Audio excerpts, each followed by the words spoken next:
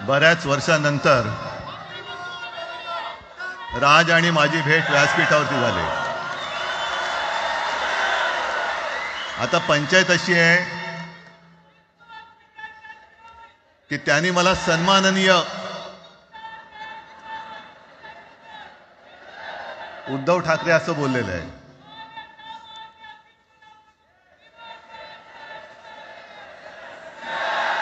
ठीक आहे. आणि साहजिकच आहे की त्याचंही कर्तृत्व आपण सर्वांनी पाहिलेलं आहे.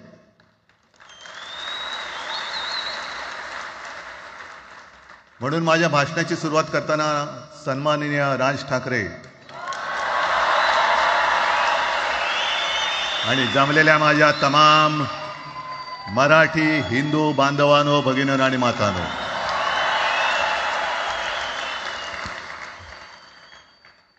अप्रतिम मांडणी राजनी केलेली आहे. माझ्या भाषणाची काय आवश्यकता आहे असं मला वाटत नाही,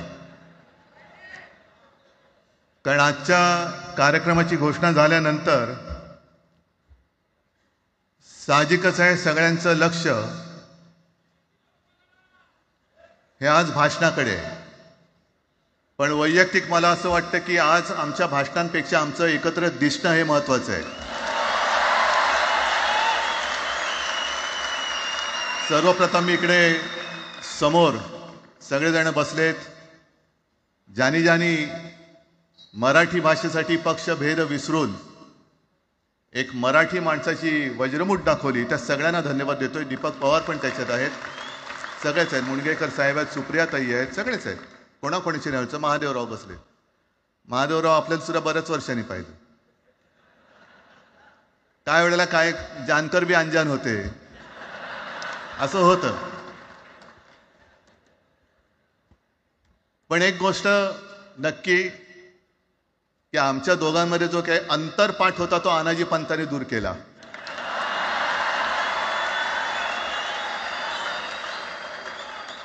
आता अक्षता टाकण्याची काय तुमच्याकडनं अपेक्षा नाहीये.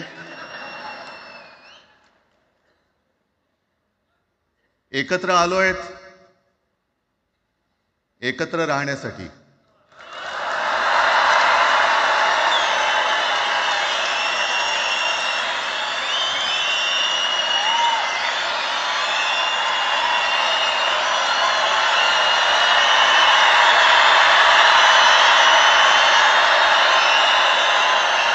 आणि मला कल्पना आहे, आज मला कल्पना आहे की अनेक बुवा महाराज हे बिझी आहेत.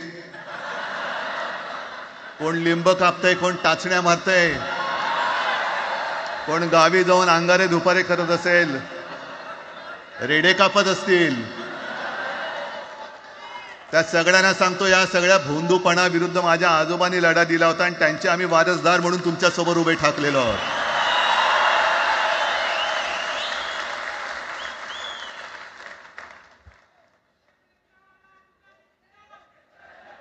नाही, सगळं आपणच करून ठेवलेलं आहे.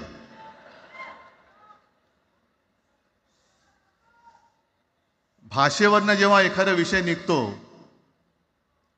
तेव्हा तो केवळ वरवरचा धरून चालणार नाही. मधल्या काळामध्ये अगदी दोघांनी, म्हणजे मी काय राजनिक आणि आपण सगळ्यांनी या नतद्रष्टांचा अनुभव घेतलेला आहे. वापरायचं आणि फेकून द्यायचं. आता आम्ही दोघं मिळून तुम्हाला फेकून देणार आहोत. आजपर्यंत वापर करून घेतला.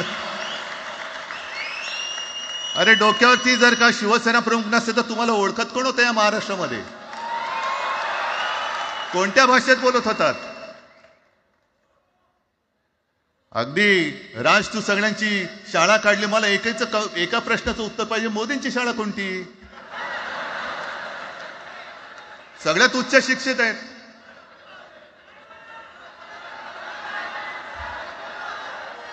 पण हे जे काय यांची मध्यंतर मी बोललो ना, भाजप ही अफवांची फॅक्टरी आहे. मधल्या काळात त्यांनी सुरू केलं होतं. उद्धव ठाकरेंनी हिंदुत्व सोडलं. हिंदुत्व ही कोणत्याही भाषेची मक्तेदारी नाही. आम्ही अस्सल मराठी बोलणारे तुमच्याही पेक्षा जास्त कडवट कट्टर देशाभिमानी हिंदू आहोत. तुम्ही काय आम्हाला हिंदुत्व शिकवताय? अरे 92-93 साली जेव्हा जे काय घडलं, देशद्रोही मातले होते, तेव्हा मुंबईतल्या अमराठी लोकांना सुद्धा हिंदू म्हणून माझ्या शिवसैनिकांनी, शिवसेना प्रमुखांच्या शिवसैनिकांनी व मराठी माणसांनी वाचवलेलं आहे. आणि देवेंद्र फडणवीस आज जे बोललेत, बातम्या आले सगळीकडे, मी इकडे बातम्या आणल्यात. भाषेच्या नावाखाली गुंडगिरी सहन केली जाणार नाही. जर महाराष्ट्रामध्ये मराठी माणूस न्याय मागण्यासाठी आंदोलन करत असेल आणि त्याला जर का तुम्ही गुंड म्हणत असाल, तर आम्ही गुंड आहोत. आम्ही गुंड. न्याय मागणं म्हणजे गुंडगिरी नाहीये. आणि जर का गुंडगिरी केल्याशिवाय तुमच्या दरबारी न्याय मिळत नसेल, तर आम्ही गुंडगिरी करूच.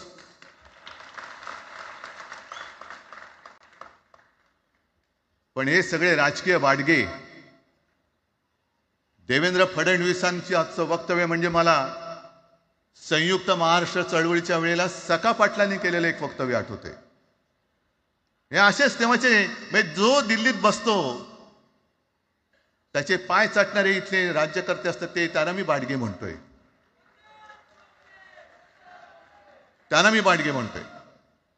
कारण संयुक्त महाराष्ट्र चळवळीमध्ये मुंबई आपल्याला आपण मिळवली. आपण म्हणजे आपण मराठी माणसांनी. तेव्हाही तत्कालीन जे सत्ताधारी होते, हो अगदी काँग्रेस होतीच ना तेव्हा सत्तेवर, मुंबई मराठी माणसाला द्यायला तयार नव्हती. आणि तेव्हा सुद्धा एक मराठी माणूस, म्हणजे आज जे बोलतात ना आम्ही मराठी नाहीत का, अरे तुम्ही नुसतं नावाने मराठी आहात, तुमच्या अंगात मराठी रक्त आहे की नाही आता तपासावं लागेल. आणि सखा पाटील बोलले होते, यावत चंद्र दिवाकरो, मुंबई महाराष्ट्राला मिळणार नाही. कशी नाही मिळत? झुकवलं, वाकवलं, गुडघ्यावरती आणलं मराठी माणसानी. आणि मुंबई आपल्या हक्काची, तुम्ही आता जी घोषणा दिली ना, ती मुंबई आपल्या हक्काची आपण लढून आपण मिळून घेतली.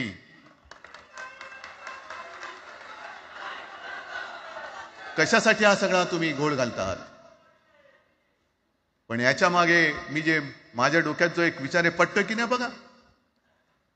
हे यांचं सध्या जे काय चालू आहे, म्हणजे आधी आपल्याला सुद्धा वाटलं होतं.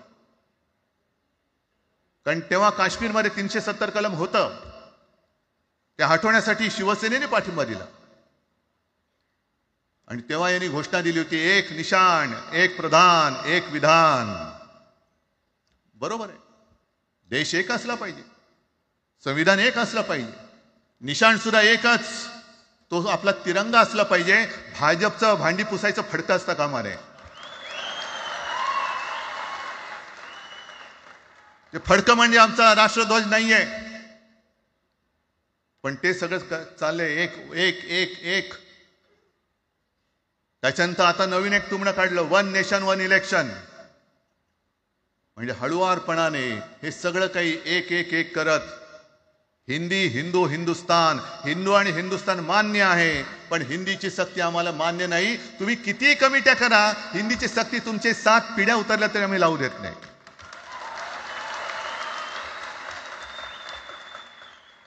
मग एक फेक नरेटिव्ह पसरवायचं. हे उद्धव ठाकरेच्याच काळातलं. अरे उद्धव ठाकरे एवढं काम करत होता, मग पाडलात कशाला गद्दारी करून? तान्या बोंबललात तेव्हा. पण मी अभिमानाने सांगेन, माझ्या मंत्रिमंडळातले सहकारी इकडे बसले, जितेंद्र आव्हाड आहेत, आणखीन कोणी असतील, मी मुख्यमंत्री असताना महाराष्ट्रामध्ये मी मराठीची सक्ती केली होती आणि केलीच, ज्याचा मला अभिमान आहे. काय केलं त्याचं तुम्ही? मराठी भाषा महाराष्ट्रामध्ये सक्तीची करावी लागली. का करावी लागली?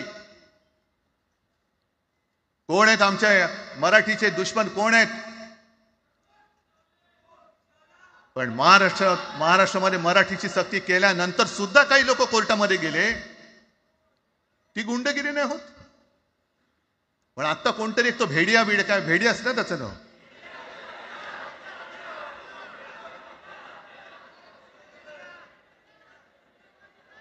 ही यांची सगळी पिल्लावळ आहे. तोडा फोडा आणि राज्य करा.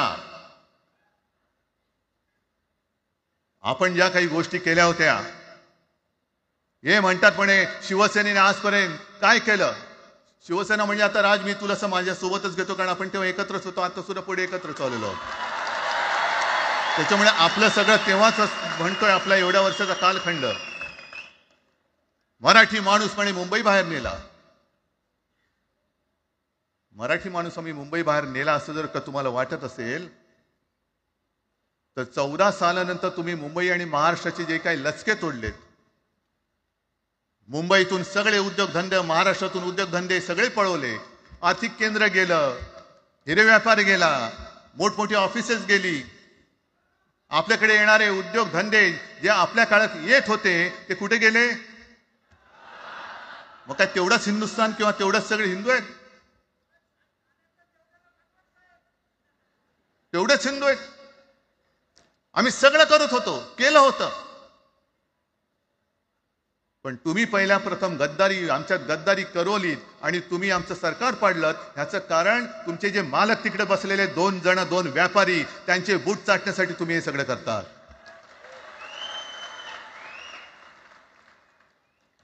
हे इतक्या वर्षाचं सगळं सहन करत करत करत आपण आलो. आपल्या डोळ्या देखत सगळे लचके तोडले जात आहेत. आपल्या दोघांनाही भांडवलं जात आहे आणि नतद्रष्टा आपल्या डोक्यावरती बसतायत. किती काळ सहन करायचंय?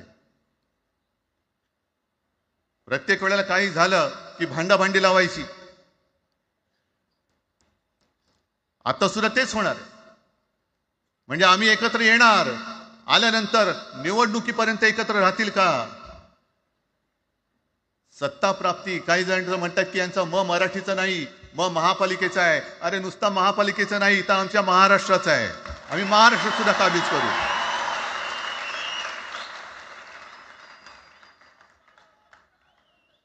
आज तर निवडणुका नाहीयेत. आमची सत्ता, सत्तेवरती जे शिवसेना प्रमुखांनी सांगितलं, अरे सत्ता काय, सत्ता येते आणि सत्ता जाते.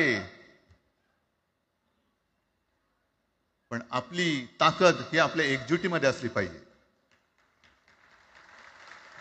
दर वेळेला संकट आलं की आपण सगळे मराठी एकवटतो आणि संकट गेलं की आपणच एकमेकांमध्ये भांडायला लागतो. आता नको, हा नतद्रष्टपणा आता करायचा नाहीये, अजिबात करायचं नाहीये.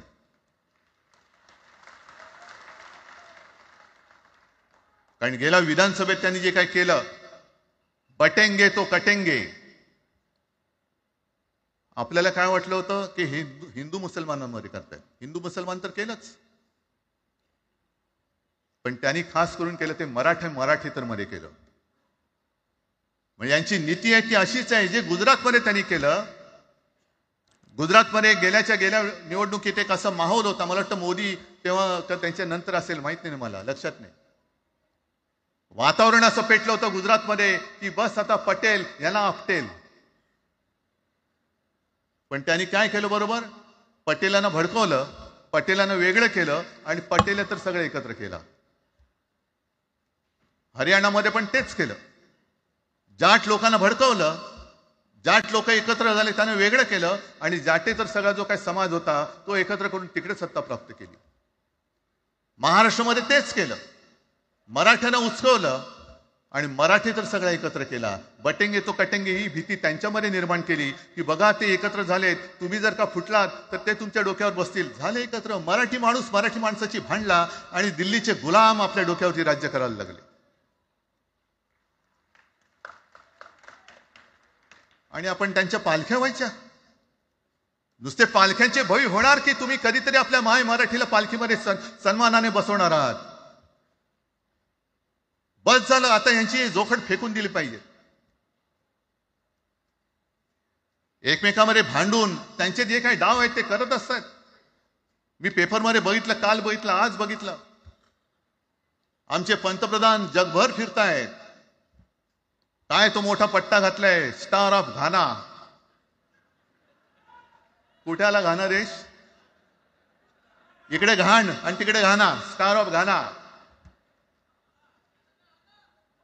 पण एका बाजूला मोदींचा फोटो आणि दुसऱ्या बाजूला माझ्या महाराष्ट्रामधला शेतकरी कर्जबाजारी झालाय, त्याला बैल सुद्धा तर पोचत नाही, बैल मिळत नाही, म्हणून त्या नांगराचं जोखड घेऊन तो शेती करतोय. मग एका बाजूला हा शेतकरी, त्याच्या खांद्यावरती गळ्यामध्ये ते नांगराचं जोखड आहे, आणि तिकडे आमचे पंतप्रधान स्टार ऑफ घाना. लाज वाटली पाहिजे, लाज, खरोखर लाज वाटली पाहिजे. आणि आजच पेपरमध्ये बातमी आले, 2 बातम्या आल्या की लाडक्या बहिणीचं पोर्टल आता बंद, नव्याने नोंदणी होणार नाही. बसा बोंबलत आता. आणि त्याही पेक्षा सगळ्यात भयानक गोष्ट म्हणजे संपूर्ण देशामध्ये सगळ्यात जास्त कर्जबाजारी शेतकरी कुठे असतील तर ते आपल्या महाराष्ट्रामध्ये आहेत. महाराष्ट्र आता थांबणार नाही, कर्ज काढतच राहणार. आणि ही यांची जी काय खेळी आहे, आपापसात भांडवायचं. मी एक साधी गोष्ट केली होती. जितेंद्र, तुम्हाला माहिती असेल, आपण तिकडे चौपाटीला, जिकडे बिर्ला मातोश्री बिर्ला क्रीडा केंद्र काय आहे,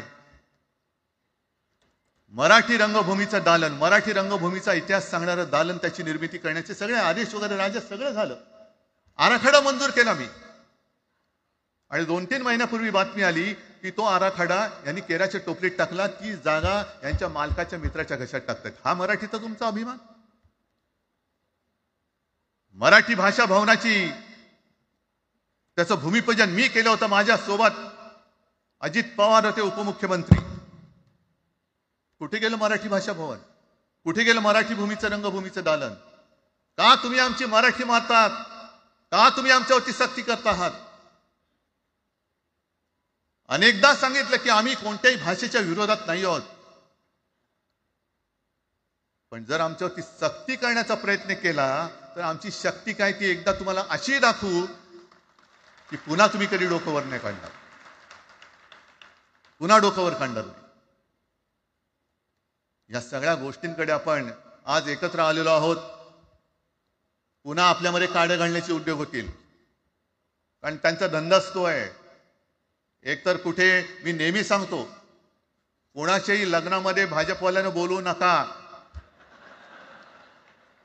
येतील मस्त श्रीखंड, बासुंदी, पोळ्या बिळ्या खातील आणि त्याला नवरा बायकोत भांडण लावून दुसऱ्या लग्नात जेवायला जातील. बरं, एवढं केलं तरी बरं, नाहीतर त्या पोरीलाच पळून घेऊन जातील. कारण ह्यांचं स्वतःचं असं काहीच नाहीये. कोणत्याही लढ्यामध्ये कधी भाजपा नव्हता. अगदी संयुक्त महाराष्ट्राच्या चळवळीमध्ये सुद्धा भाजप हा सगळ्यात शेवटी आला आणि 57ची निवडणूक झाल्यानंतर सगळ्यात पहिल्यांदा बाहेर पडला. हे जनसंघ, तेव्हा त्यांचा जो राजकीय नाव होतं जनसंघ, यांच्याकडनं आम्ही देशाभिमान शिकायचा, यांच्याकडनं आम्ही महाराष्ट्राचा अभिमान शिकायचा. आणि आम्ही आपापसात भांडून ह्यांना सगळं काही बहाल करून टाकायचं. या सगळं विकून टाका, सगळा सत्यानाश करून टाका. अरे, आपली मुंबईच्या शिंदड्या उडवल्या जात आहेत. अख्खी मुंबई कोणाच्या घशात घालतायत? कोणाच्या? बघत बसायचं सगळं. म्हणजे आज सगळ्यात जास्त जर कोणी जमिनीचा मालक मुंबईमध्ये असेल तो यांच्या मालकाचा मित्र आहे, अदानी. कोणाची जागा? कोणी रक्त सांडलं? कोणी रक्त सांडलं? कोणी? ते हुतात्मा स्मारकाला वंदन करताना सुद्धा आपल्याला लाज वाटली पाहिजे. अरे, त्यांनी तर रक्त सांडलं, बलिदान केलं, पण त्यांनी रक्त सांडून मिळून गेलेली मुंबई जर का आपण राखू शकणार नसू तर आपल्याला लाज वाटली पाहिजे, शरम वाटलं पाहिजे. म्हणून त्या रक्ताची शपथ घेऊन मुंबई आणि मराठीच्या रक्षणासाठी आपल्याला उभं राहायला पाहिजे.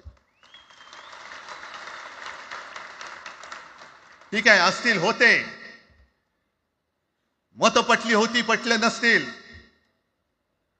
पण याच्या पुढे मराठी आणि महाराष्ट्र धर्माचं रक्षण करणं.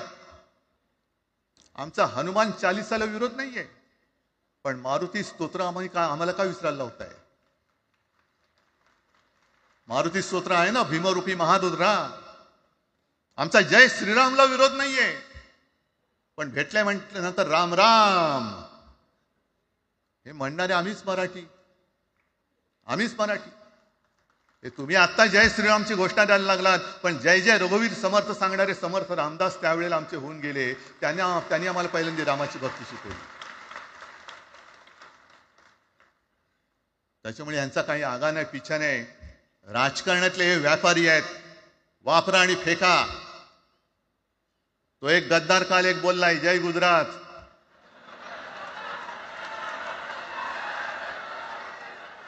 किती लाचारी करायची. म्हणजे तो पुष्पा पिक्चर पाहिलात तुम्ही सगळ्यांनी, दाढीवरनं हात फिरवून झुकेगा नाही साला.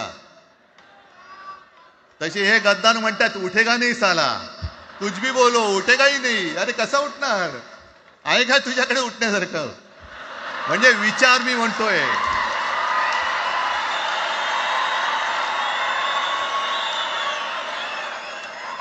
अरे विचार वगैरे मी म्हणतोय.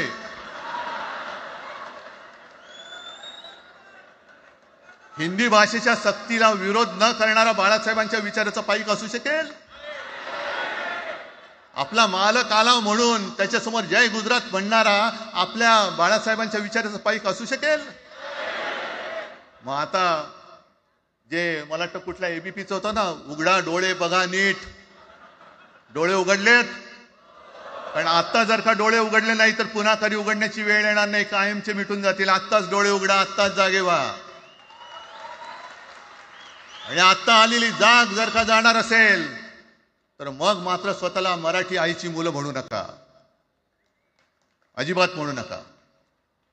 आणि शिवसेना प्रमुखांनी जे काही शिकवलं, एक तर कोणावर अन्याय करू नका, पण तुमच्या अंगावर जर का कोणी हात उगारला तो हात जागेवरती ठेवू नका.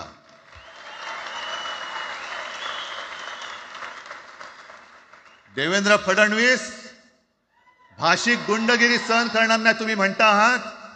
मला एक मराठी माणूस असा दाखवा की जो आपल्या देशात इतर राज्यामध्ये जाऊन गुंडगिरी करू शकतो. हिंमत आहे त्याची?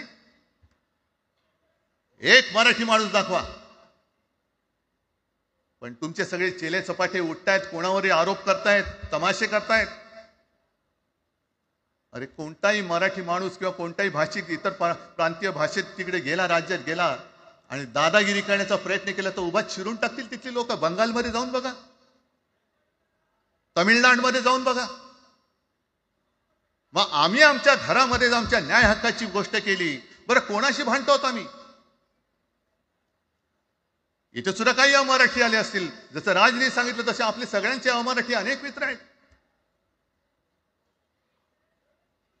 पण त्यांच्यामध्ये आम्ही गुण्या गोविंदाने नांदतोय. मग हे गुण्या गोविंदाने नांदले, एकत्र राहिले तर आपली पोळी कशी भाजली जाईल? म्हणून तुम्ही आमच्या एकजुटीमध्ये विषाचा खडा टाकतात. हे सगळे तुमचे डाव आता उघड झालेले. तुम्ही वाटेल ते करा,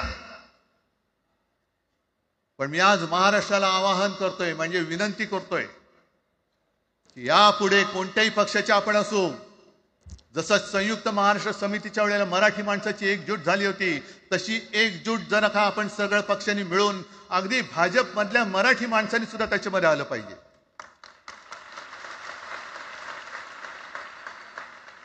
का नाही यायचं? ज्या राज्यामध्ये राहता, ज्या मातीमध्ये तुम्ही जन्माला आला, ज्या आईच्या पोटी जन्म घेतला, तिचे उघड उघड जर का हे धिंडोडे काढणार असतील आणि आपण आपले पक्षीय भेदाभेद घेऊन त्यांना पायघड्या घालणार असू, तर असं षंडाचं जीवन जगण्यापेक्षा मेलेलं बरं. महाराष्ट्र हा शूरांचा आहे, वीरांचा आहे, दगडांचा आहे, पण यांच्यासारखं धोंड्यांचा नाहीये. ही आपण आता एक शपथ घेतली पाहिजे. घेताय तुम्ही? घेतलेत की एकजूट केवळ आमचा कार्यक्रम. मी राजला परवा फोन केला, अरे जसं काय आपल्या पिक्चरचा प्रीमियर होता असं सगळेजण विचारतात आज कसं येऊ. हा प्रीमियर असेल, पण आजपासून सुरुवात झालेली आहे. आजपासून सुरुवात झालेली आहे. एक तर आम्ही कोणाशी दादागिरी करणार नाही, पण कोणी दादागिरी केली तर आम्ही ती सहनही करणार नाही. शिवसेना प्रमुखांनी तेव्हा जे सांगितलं होतं तेच परत एकदा सांगतोय. मराठा मराठेतर, ब्राह्मण ब्राह्मणेतर, 96 कोळी 92 कोळी स्पृश्य अस्पृश्य, घाटी कोकणी हे सर्व मतभेद भेदाभेद गाडून मराठी माणसाची भक्कम एकजूट बांधा.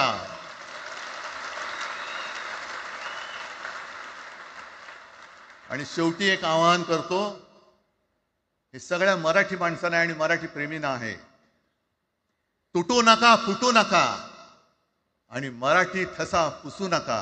जय हिंद, जय महाराष्ट्र.